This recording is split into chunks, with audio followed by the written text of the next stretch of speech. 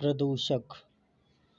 प्राकृतिक प्रदूषक में आते हैं ज्वालामुखी विस्फोट, भूकंप और पदार्थों के सड़ने से निकलने वाली या SO2 NOx ये गैसें होती हैं जो प्राकृतिक प्रदूषक कहलाती हैं।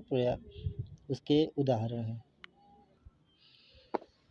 प्राथमिक प्रदूषक में आते हैं DDT, CO2, CO plastic, SO2 ammonia, nitric oxide, NO nitrogen oxide NO2, कणकीय पदार्थ PM और वोलेटाइल ऑर्गेनिक कंपाउंड VOCs ये सभी प्राथमिक प्रदूषक में आते हैं। द्वितीयक प्रदूषक में है pan, proxy acetylene nitrate pan बोलते हैं, और ozone O3, sulphur trioxide SO3, sulphuric अम्ल और हाइड्रोजन परऑक्साइड H2O2 ये सभी द्वितीयक प्रदूषक में आते हैं। और ठोस कणकीय प्रदूषक होते हैं एरोसॉल, धूलकण, सीसा, पारा, एस्बेस्टस, सिरामिक्स और सिलिका ये ठोस कणकीय प्रदूषक होते हैं। तरल प्रदूषक में urea, ammonia, oil slicks, nitrate आदि आते हैं। गैसीय प्रदूषक होते हैं CO2, SO2 NO2 और CFCs ये गैसीय प्रदूषक हैं। CO2, SO2 NO2 और CFCs। वाहित माल सीवेज जो होता है वाहित मल ये होता है अपघटनीय प्रदूषक होता है वाहित मल। अनअपघटनीय प्रदूषक में आते हैं फिनॉल, सीसा, पारा, आर्सेनिक, कैडमियम, निकेल, मैग्नीज, लोहा, तांबा, जस्ता, BHC, DDT और 2,4-D व फिनॉल ये सभी रासायनिक यौगिक किसमें आते हैं? अनअपघटनीय प्रदूषक, नॉन बायोडिग्रेडेबल पॉल्यूटेंट्स होते हैं ये। ठोस कणकीय प्रदूषक में होते हैं सीपॉट्स और fume, aerosol, PM, fly ash और SPM ये सभी ठोस कणकीय प्रदूषक में आते हैं। हमारे वायुमंडल में जो गैसों की प्रतिशतता है उसमें आर्गन होता है 0.93% और कार्बन डाइऑक्साइड 0.03% पाया जाता है। अलग अलग प्राकृतिक स्रोतों से जो गैस निर्मित होती हैं उसमें है वनाग्नि से कार्बन मोनोऑक्साइड, कार्बन डाइऑक्साइड एवं राख किससे निकलती हैं? वनाग्नि से। ज्वालामुखी उद्गार से सल्फर डाइऑक्साइड, हाइड्रोजन और sulphide. Sulphur dioxide, hydrogen, sulphide ये ज्वालामुखी उद्गार से ये गैसें निकलती हैं। और पेड़ पौधों की दैहिक क्रियाओं से क्या निकलती है? अमोनिया, नाइट्रोजन की ऑक्साइड, मीथेन एवं कार्बन डाइऑक्साइड गैस निकलती है। और वायुमंडलीय रासायनिक क्रियाओं द्वारा अम्ल तथा महासागरीय जीव जंतुओं से मिथाइल क्लोराइड ये सभी वातावरण में प्रसारित होते हैं। जैविक पदार्थों के सड़ने गलने से निकलने वाली गैसें होती हैं सल्फर डाइऑक्साइड, जैविक पदार्थों के सड़ने या गलने से, SO2 यानी कि sulphur dioxide, nitrogen oxide NOx आदि ये जैविक पदार्थों के सड़ने से निकलती हैं। पेरोक्सी एसिटाइल नाइट्रेट धुआं में पाया जाने वाला रासायनिक पदार्थ है जो आँखों को अत्यधिक प्रभावित करता है। यानी जो धुएं से आँखों में जलन होने लगती है वो इसलिए होती है क्योंकि उसमें पेरोक्सी एसिटाइल नाइट्रेट धुआं में होता है जिससे आँखों को दिक्कत होती है। जीवाश्म ईंधनों के पूर्ण दहन से उत्पन्न हाइड्रोकार्बन्स ये गैसीय प्रदूषक में आते हैं। जब जीवाश्म ईंधन जलते हैं तो उससे हाइड्रोकार्बन्स निकलते हैं।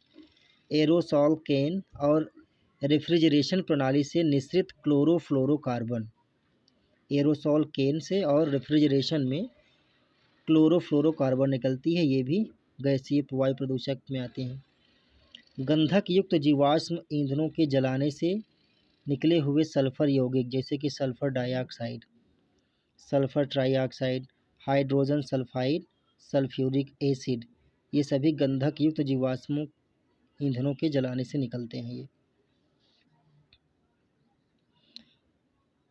जो सुपरसोनिक जेट विमान होते हैं उनके दहन से क्या निकलती हैं? नाइट्रोजन की ऑक्साइड्स और नाइट्रोजन के अन्य यौगिक, जैसे कि नाइट्रस ऑक्साइड, नाइट्रिक ऑक्साइड और नाइट्रोजन ऑक्साइड तथा नाइट्रोजन ट्राई ऑक्साइड।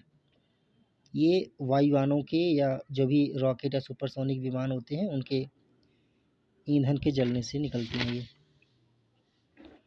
ग्लिसरॉल या तेल के ताप द्वारा वियोजन से उत्पन्न एल्डिहाइड, ग्लिसरॉल या तेल के ताप द्वारा वियोजन से उत्पन्न क्या होता है? एल्डिहाइड, ये भी प्रदूषक होता है। वह वायु प्रदूषक जो प्रदूषक स्रोत से सीधे वायु में मिलते हैं प्राथमिक वायु प्रदूषक कहलाते हैं, जैसे कि CO2, CO और SO2। द्वितीय प्रदूषक क्या होते हैं? द्वितीय प्रदूषक में आते हैं ओजोन, पैन, पैरॉक्सी एसिटिल नाइट्रेट, ये द्वितीय प्रदूषक में आते हैं। एरोसॉल क्या होता है कि हवा में लटके तरल या ठोस कणों को एरोसॉल कहा जाता है। यह 1 से 10 माइक्रोन आकार वाले कण होते हैं। यह एक कोलाइडी कण है। एरोसॉल एक कोलाइडी कण है। अधिकांश एरोसॉल विकिरण के परावर्तन को बढ़ाकर एल्बिडो में वृद्धि करते हैं। अधिकांश एरोसॉल विकिरण के परावर्तन को बढ़ाकर एल्बिडो में वृद्धि करते हैं, जिसके कारण ग्लोबल कूलिंग की संभावना बनती है। जब एल्बिडो में वृद्धि होगी तो ग्लोबल कूलिंग की संभावना बढ़ेगी। सूट्स एंड फ्यूम, ये एरोसॉल से छोटे कणों को धूम्रकालिक तथा वाष्पयुक्त धूम्र की संज्ञा दी जाती है।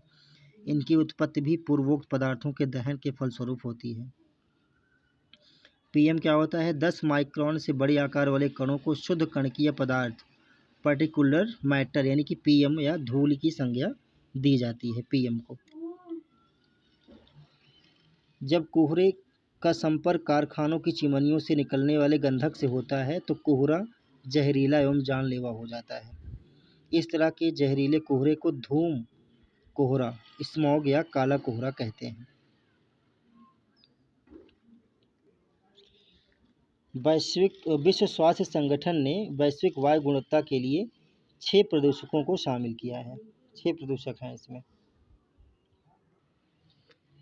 फ्लाई ऐश, ये कोयला आधारित ताप विद्युत घरों से उत्पन्न होता है। इसका निर्माण aluminium silicate, silicon dioxide SiO2 तथा कैल्शियम डाइऑक्साइड आदि से होता है। इसमें सीसा, आर्सेनिक, कोबाल्ट एवं कॉपर जैसी जहरीली भारी धातुओं के कण भी होते हैं। इसे जीवों में श्वसन तंत्र संबंधी रोग होता है। कौन सा? श्वसन तंत्र संबंधी रोग होता है।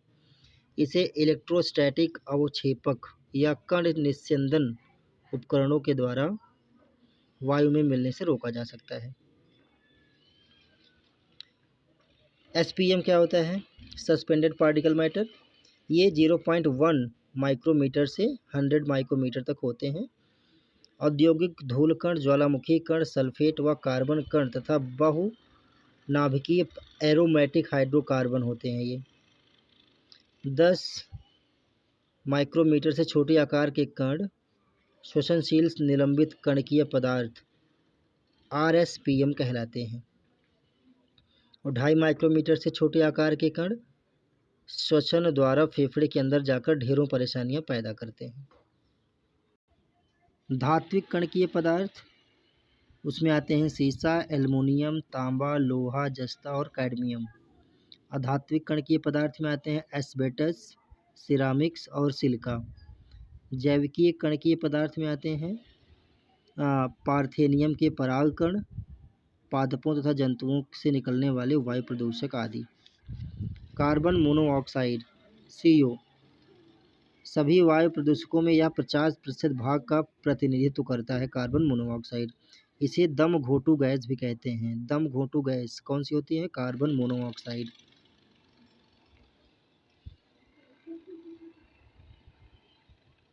इसकी कार्बन मोनोऑक्साइड 10 अगर इनका भार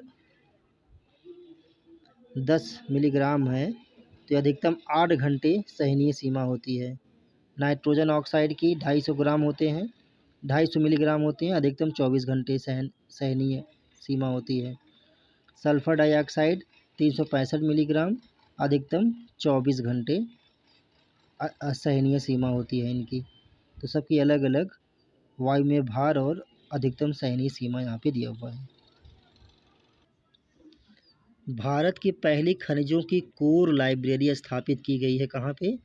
अकवाली गांव, झुंझुनू राजस्थान में भारत की पहली खनिजों की कोर लाइब्रेरी स्थापित की गई है। ओडम 1971 द्वारा प्रदूषकों को किन 2 वर्गों में विभक्त किया गया था? तो ये है जैव अपघटनीय एवं अनपघटनीय। ऑक्सीजन की अपेक्षा लगभग 250 से 300 गुना अधिक होती है। क्या? मनुष्य में रक्त में उपस्थित हीमोग्लोबिन से क्रिया करने की क्षमता ऑक्सीजन की अपेक्षा लगभग 250 से 300 गुना अधिक होती है।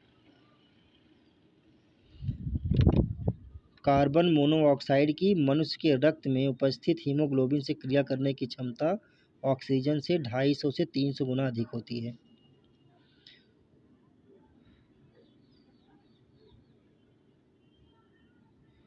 अपूर्ण दहन स्वचालित वाहनों, औद्योगिक प्रतिष्ठानों, लकड़ी के ईंधनों एवं सिगरेट आदि के धुएं होते हैं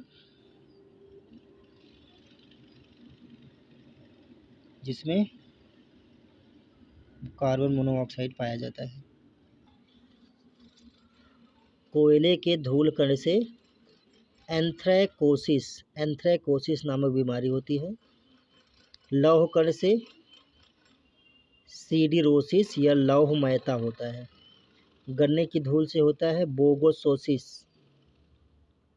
बेगासोसिस, गन्ने की धूल बेगासोसिस। कपास धूल से होता है बिसिनोसिस। अनाज की धूल से होता है कृषक फुफ्फुस। नाइट्रोजन की ऑक्साइड NOx ये रंगहीन एवं गंधहीन नाइट्रिक ऑक्साइड होते हैं, लाल भूरे रंग के होते हैं। वायुमंडल की नमी से प्रतिक्रिया करके नाइट्रिक अम्ल का निर्माण करते हैं। जो नाइट्रोजन के ऑक्साइड होते हैं वो नमी से प्रतिक्रिया करके नाइट्रिक अम्ल का निर्माण करते हैं। नाइट्रिक ऑक्साइड के अधिक सांद्रण के कारण कई रोग होते हैं, जैसे कि मसूड़ों में सूजन, रक्तस्राव, निमोनिया, फेफड़े का कैंसर। प्रकाश रासायनिक स्मॉग किसे कहते हैं? जब प्रकाश की उपस्थिति में परस्पर क्रिया करके नाइट्रोजन ऑक्साइड क्या बनाते हैं? नाइट्रोजन डाइऑक्साइड, ओजोन और पैरोक्सिल एसिटामाइल बनाते हैं। पैरोक्सिल एसिटामाइल नाइट्रेट पैन का उत्पादन करते हैं, जिसे सामूहिक रूप से प्रकाश रासायनिक स्मॉग कहा जाता है। सल्फर के ऑक्साइड SOx ये द्वितीयक सर्वाधिक महत्वपूर्ण प्रदूषक है। वायु में प्रदूषकों के सकल भार का 20% भाग SO2 का होता है। ये ताप शक्ति गृह, खनिज तेल शोधनालय तथा स्वचालित वाहन से निकलते हैं। SO2 से आँखों में जलन, दमा, खांसी, फेफड़ों के रोग तथा सिर में दर्द आदि ऐसी कठिनाइयाँ आती हैं। वाष्पशील कार्बनिक पदार्थ perfume, spray, furniture, polish, air fresher आदि इसके अंतर्गत आते हैं। रेडॉन मृदा से प्राकृतिक रूप से निकलने वाली गैस है। ये फेफड़ों के कैंसर को जन्म देती है। रेडॉन क्या करती है? फेफड़ों के कैंसर को जन्म देती है। फॉर्मेल्डिहाइड ये ताप प्रतिरोधक फोम व कारपेट आदि से होता है, जो आँख व नाक में जलन तथा एलर्जी उत्पन्न करते हैं। क्रैकिंग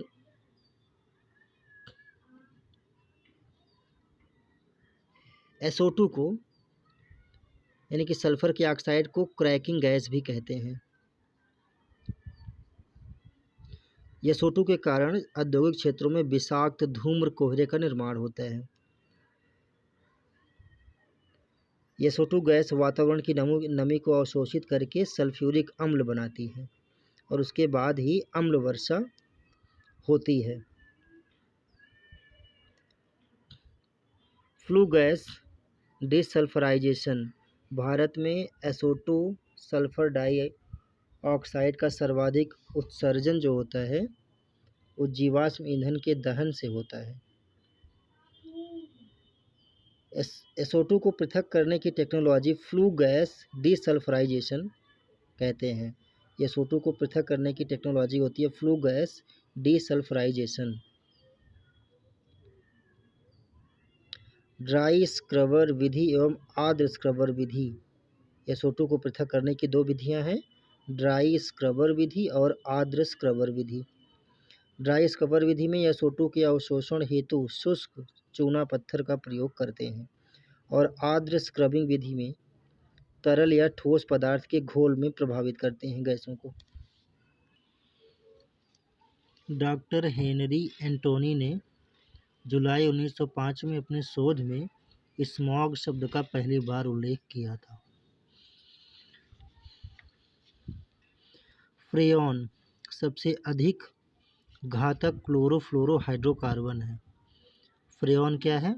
सबसे अधिक घातक हाइड्रोकार्बन है जिसका प्रयोग रेफ्रिजरेटर, एयर कंडीशनर, गद्देदार सीट या सोफों में काम आने वाली फोम तथा एरोसॉल स्प्रे में होता है। क्लोरोफ्लोरोकार्बन CFC, ये क्लोरीन, फ्लोरीन तथा कार्बन तत्वों के साधारण यौगिक होते हैं।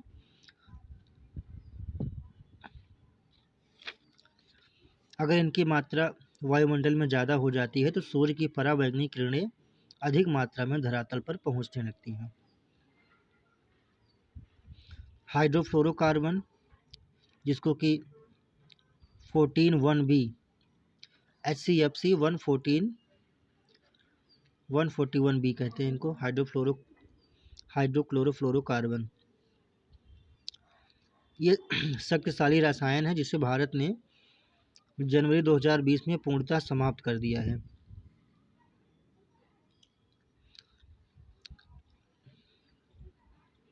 HCFC में प्रमुखतः HCFC 22, HCFC 14(1)B तथा HCFC 14(2)B व्यापक रूप से प्रयुक्त होते हैं। इनके उत्सर्जन पर रोक लग जाने पर क्या होगा? समताप मंडल में ओजोन लेयर के ह्रास को रोका जा सकता है।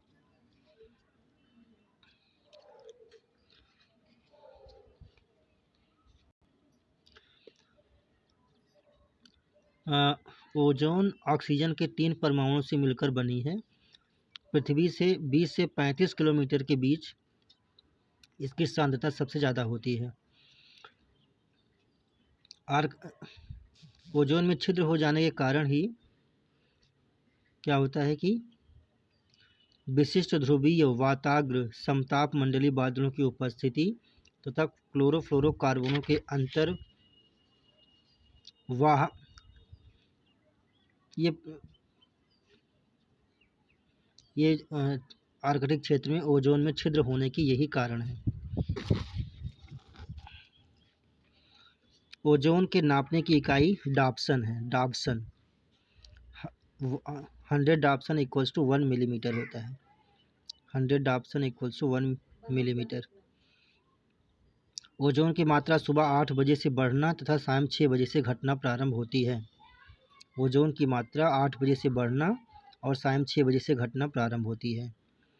ओजोन परत की मोटाई में सितंबर माह से अक्टूबर माह के बीच ज़्यादा कमी आती है। ओजोन परत को सर्वाधिक नुकसान क्लोरोफ्लोरोकार्बन और रिक्तिकारक हैलांस तथा कार्बन टेट्राक्लोराइड से है। उत्तरी गोलार्ध में ओजोन परत में सर्वाधिक कमी मार्च अप्रैल महीने में आती है। भारत के श्रीनगर में ओजोन परत की मोटाई सर्वाधिक एवं त्रिवेंद्रम में सबसे कम है। ओजोन मैत्रीकारक पदार्थ हैं HCFC और HBFC, HFC 13(4A), ये सभी क्या हैं? ओजोन के मैत्रीकारक पदार्थ हैं।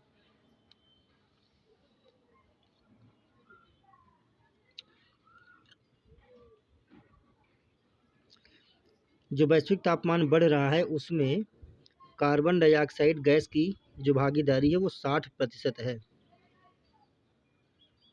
मीथेन पे आते हैं, CH4 मीथेन। ये हरित गृह प्रभाव में 20% की योगदान मीथेन करती है।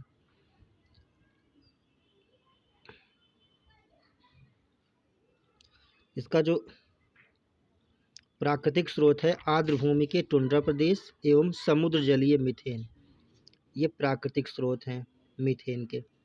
आर्द्र भूमि टुंड्रा प्रदेश एवं समुद्र जलीय मीथेन। प्राकृतिक स्रोतों से वैश्विक मीथेन का जो उत्सर्जन है वो सर्वाधिक 76% भाग आर्द्र भूमि से ही उत्सर्जित होता है। समताप मंडल में मीथेन का सांद्रण अधिक होने से जलवाष्प में वृद्धि होती है, जो हरित गृह प्रभाव को प्रभाव उत्पादित करती है। मीथेन 1-2 दशक के बाद CO2 में ऑक्सीकृत हो जाती है। 1-2 दशक बाद यह CO2 में ऑक्सीकृत हो जाती है मीथेन। कैडमियम श्वसन विष का कार्य करता है और रक्त दाब बढ़ाकर हृदय संबंधी बहुत से रोग उत्पन्न करता है।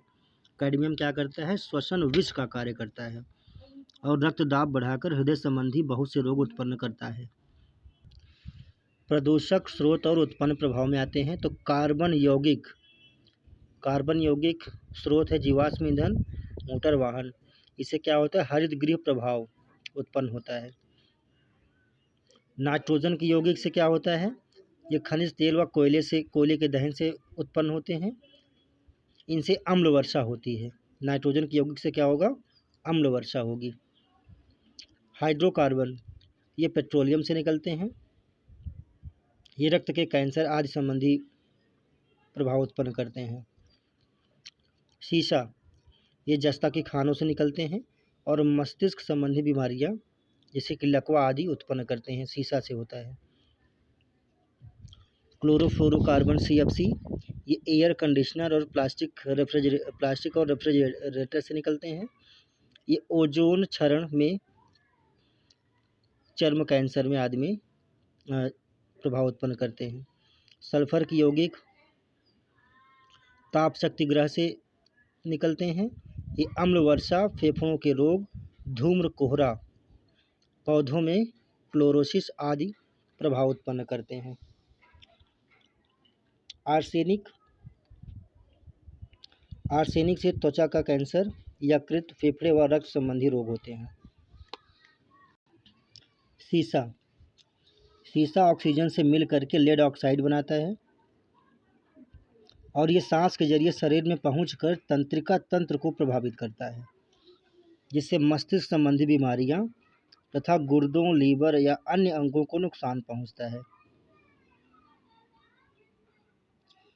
शीशा खून में आसानी से अवशोषित हो जाता है, जिससे संचयी शीशा विषाक्त हो जाता है और मस्तिष्क को हानि पहुंचाता है, और जैसे कि लकवा जैसी बीमारी का कारण बनता है। बेंजीन शीशा के अभाव में उचित ऑक्टेन मान प्राप्त करने के लिए पेट्रोल में कुछ सुवासित यौगिक जैसे कि बेंजीन, टॉल्यूइन, जाइलीन मिला दिए जाते हैं। ये बहुचक्रीय सुवासित हाइड्रोकार्बन्स और निलंबित कणकीय पदार्थ से उत्सर्जित होते हैं। बेंजीन से रक्त का कैंसर हो जाता है। बेंजीन से क्या होता है? रक्त का कैंसर होता है। कैडमियम के कण श्वसन विष की तरह कार्य करते हैं। ये हृदय संबंधी रोग उत्पन्न करते हैं तथा रक्त दाब को बढ़ाते हैं। स्टोन लेप्रोसी किसे कहते हैं? अम्ल वर्षा के कारण प्राचीन भवन तथा मूर्तियों के गलने की संज्ञा को स्टोन लेप्रोसी कहते हैं। एरोसॉल नामक कणकीय वायु प्रदूषक का आकार कितना होता है? एरोसॉल का कणकीय वायु प्रदूषक का आकार होता है 1 से 10 माइक्रोन।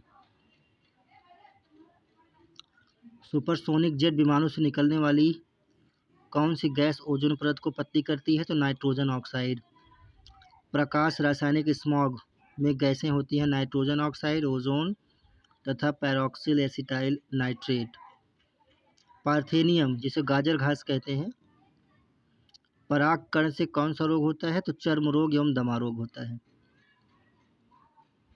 केंद्र सरकार द्वारा संपूर्ण भारत में BS5 के स्थान पर BS6 लागू करने का निर्णय कब किया गया?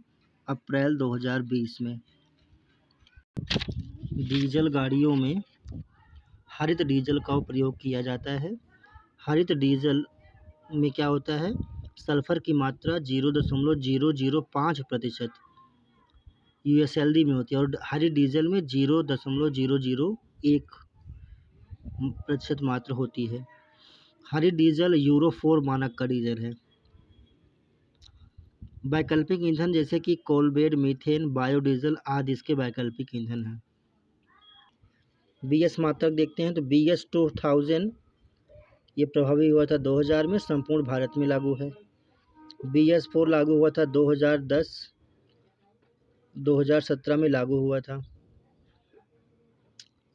और NCR सहित 13 शहर और संपूर्ण भारत, ये 2017 में संपूर्ण भारत में था और 2010 में NCR सहित 13 शहरों में लागू हुआ था।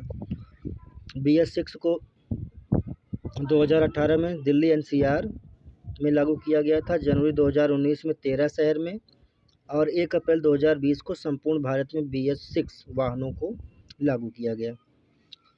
International centre for automotive technology के द्वारा एक हैवी ड्यूटी इंजन मॉडल के लिए पहला भारत स्टेज 5 इंजन प्रमाण पत्र जारी कर दिया गया है। फैक्ट्रियों की चिमनियों में बैक फिल्टर लगा होना चाहिए। ये औद्योगिक फिल्टर को बैक फिल्टर कहते हैं। इससे 50 माइक्रोमीटर से कम व्यास वाले कणकीय पदार्थ पृथक किए जाते हैं। 50 माइक्रोमीटर से बड़े आकार वाले कणकीय पदार्थों को फिल्टर करने तथा अलग करने के लिए साइक्लोन सेपरेटर या साइक्लोन कलेक्टर तथा वेट स्क्रबर नामक उपकरणों का प्रयोग किया जाता है।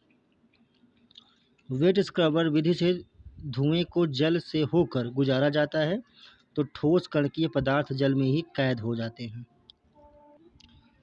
लाइकेन्स और मॉस वायु प्रदूषण के सबसे अच्छे सूचक हैं। लाइकेन्स निम्न श्रेणी के छोटी वनस्पतियों का समूह होता है। 1 माइक्रोमीटर से छोटे आकार वाले कणकीय पदार्थ को वायुमंडल में फैलने से रोकने के लिए इलेक्ट्रोस्टैटिक प्रेसिपिटेटर ESP और हाई एनर्जी स्क्रबर तथा फैब्रिक फिल्टर आदि का प्रयोग किया जाता है। Air pollution prevention act and control bill कब आया था? 1981 में। एयर पोल्यूशन प्रिवेंशन एक्ट और कंट्रोल बिल 1981 में आया था, जिसमें 1988 में संशोधन कर ध्वनि प्रदूषण को भी शामिल कर दिया गया था। यानी पोल्यूशन प्रिवेंशन एक्ट 1981 में आया था, बाद में इसमें संशोधन करके ध्वनि प्रदूषण को भी शामिल किया गया। ई-नोज एक पोर्टेबल उपकरण है जो दुर्गंध की सांद्रता तथा दुर्गंध की तीव्रता को मापता है। ई-नोज क्या है? एक पोर्टेबल उपकरण है, दुर्गंध की सांद्रता और दुर्गंध की तीव्रता को मापता है। कागज एवं लुगदी उद्योगों से hydrogen sulphide, methyl mercaptan, dimethyl sulphide तथा डाई सल्फाइड जैसी गैसों का उत्सर्जन होता है। कर्नाटक के भद्रावती में स्थित मैसूर पेपर मिल्स लिमिटेड तथा तमिलनाडु में पेपर मिल, इसका सफलतापूर्वक परिचालन यहाँ पे हो रहा है। प्रथम तथा द्वितीय सर्वाधिक महत्वपूर्ण वायु प्रदूषक किसे माना जाता है? तो क्रमशः कार्बन मोनोऑक्साइड और सल्फर डाइऑक्साइड को, HCO और SO2 को।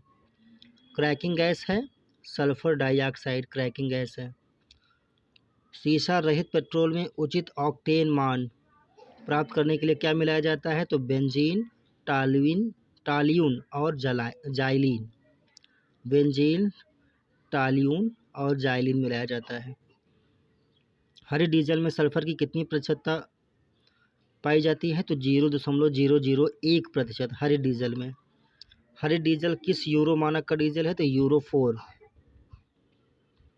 4 मानक का डीजल है हरित डीजल।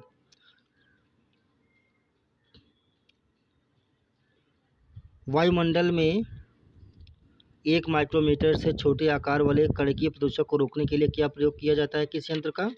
तो प्रयोग किया जाता है इलेक्ट्रोस्टैटिक प्रेसिपिटेटर। इलेक्ट्रोस्टैटिक प्रेसिपिटेटर ये 1 माइक्रोमीटर से छोटे प्रदूषकों को रोकने के लिए किया जाता है, मापने के लिए।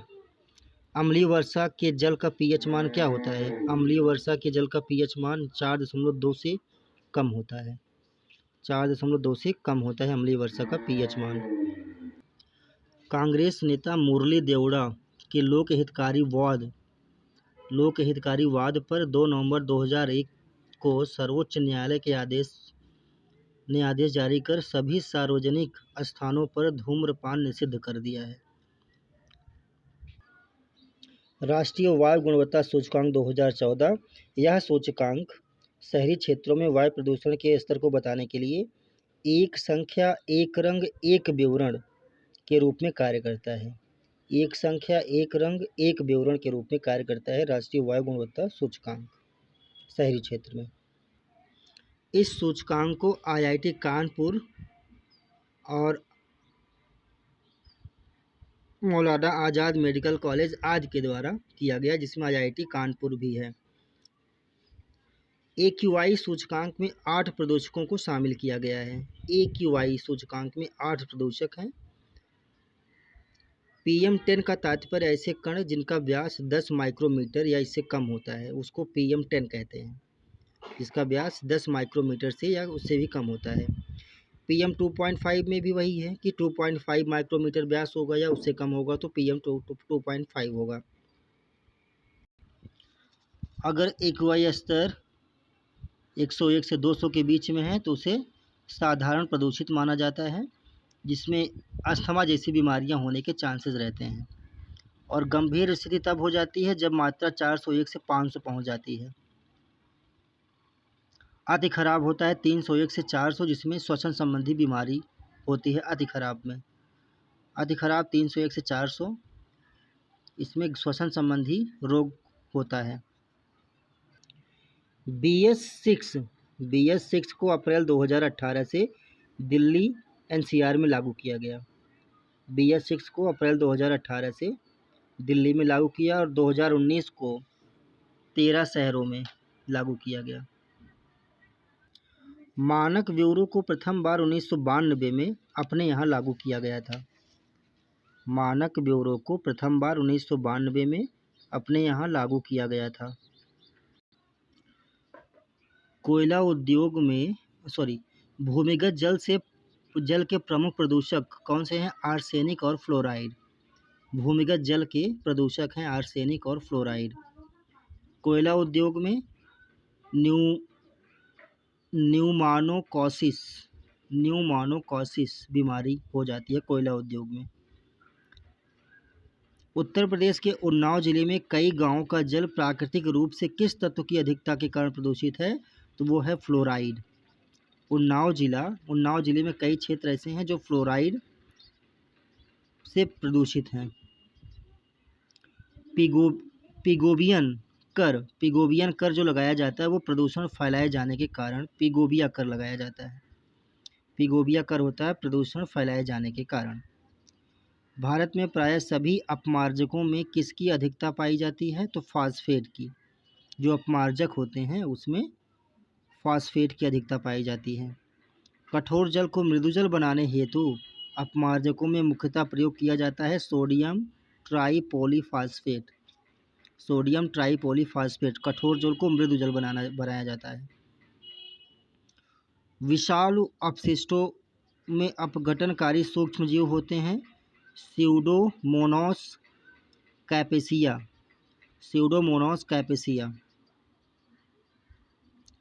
किस उद्योग में संलग्न लोग बिसिनोसिस रोग, तो बिसिनोसिस जो रोग होता है वो कपड़ा उद्योग से संबंधित है। बिसिनोसिस कपड़ा उद्योग। कौन सा विभेद पेट्रोलियम तेल अधिप्लुआओं का उपचार करने में सक्षम है? तो वो है स्यूडोमोनास प्रजाति। स्यूडोमोनास प्रजाति के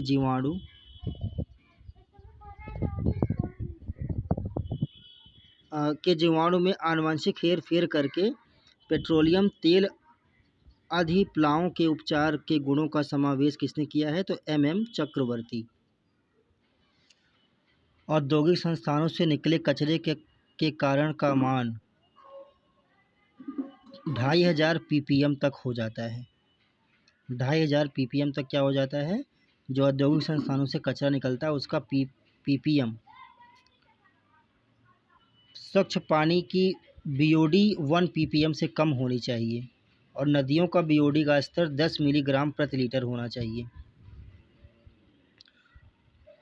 जल में उपस्थित कुल कार्बनिक पदार्थों जैसे कि जैव क्षयकारी तथा जैव अक्षयकारी के ऑक्सीकरण के लिए आवश्यक है COD।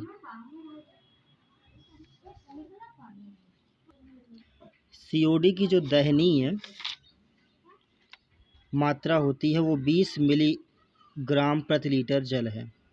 COD की सहनीय मात्रा 20 मिलीग्राम प्रति लीटर है और COD का जो मान है वो सदैव BOD से अधिक होता है। COD का मान सदैव BOD से अधिक होता है। ऑक्सीजन की कमी से होने वाली अनॉक्सी श्वसन के चलते द्वितीयक प्रदूषक जैसे कि मीथेन, अमोनिया तथा हाइड्रोजन सल्फाइड आदि बनने लगते हैं जिससे जल में दुर्गंध आने लगती है। पेयजल में DO घुलित ऑक्सीजन 5 मिलीग्राम प्रति लीटर एवं स्नान के लिए 4 मिलीग्राम प्रति लीटर निर्धारित की गई है। जल में घुलित ऑक्सीजन की मात्रा 8 मिलीग्राम प्रति लीटर से कम होने पर जल प्रदूषित कहा जाता है। जब मात्रा 4 मिलीग्राम प्रति लीटर से कम हो जाती है तब इसे अत्यधिक प्रदूषित कहा जाता है। सर्वाधिक संभाव्य संख्या मोस्ट प्रोबेबल नंबर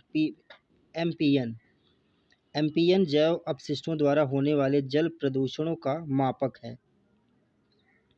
जल मल जैसे जैव अपशिष्ट घुले होते हैं उसमें E. coli जैसे जीवाणुओं की संख्या अधिक पाई जाती है। MPN परीक्षण की सहायता से E. coli आदि जैसे जीवाणुओं की पहचान व माप की जाती है और प्रदूषित जल में MPN का मान उच्च होता है। वर्षा का जल भी पूर्णतया शुद्ध नहीं होता है। जल संकट पर WWF की रिपोर्ट 2020। इस रिपोर्ट में भारत के 100 शहरों की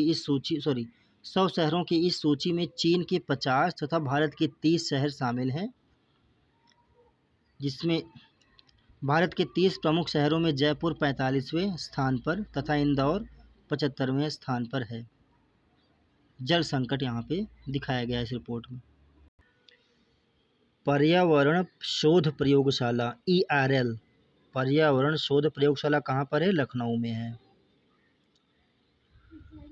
वर्ग A कैटेगरी A में पीने के लिए उपयुक्त, वर्ग B में स्नान, तैराकी और मनोरंजन के लिए उपयुक्त माना गया है। क्रांतिक प्रदूषित क्षेत्र और संबद्ध राज्य, तो प्रदूषित क्षेत्र हैं चेंबूर महाराष्ट्र, गोविंदगढ़ पंजाब, सुकिंदा उड़ीसा, उद्योग मंडल केरल। संयुक्त राज्य अमेरिका की सुपीरियर झील का जल एस्बेस्टस के कारण अत्यंत प्रदूषित हो गया है। सुपीरियर झील का जल एस्बेस्टस के कारण बहुत प्रदूषित हो गया है। अंडमान निकोबार द्वीपों के तट के पास औद्योगिक विषाक्त अपशिष्टों की डंपिंग के कारण अनेक कोरल मर गए हैं। अंडमान निकोबार द्वीपों में औद्योगिक विषाक्त अपशिष्टों की डंपिंग के कारण अनेक कोरल मर गए हैं।